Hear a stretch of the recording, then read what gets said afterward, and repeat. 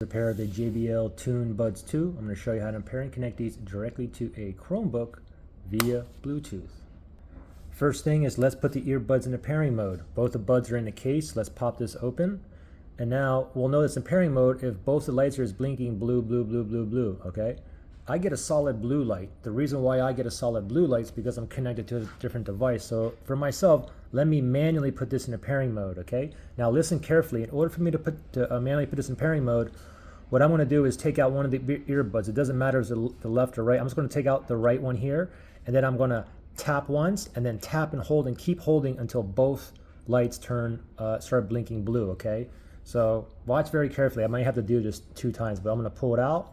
As soon as I pull it out, I'm going to go 1, 2, and I'll press and hold.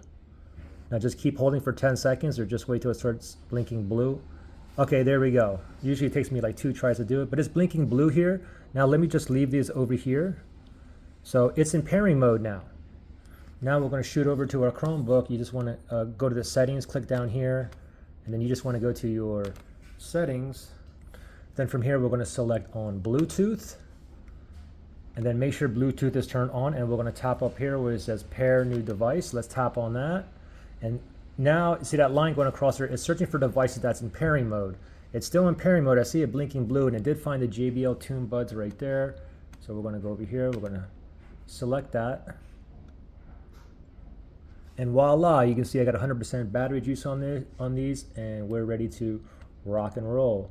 Pretty simple. Now, if you had any kind of issues pairing or connecting these, you can always factory reset these. If you need to do that, look below for that link in the description area.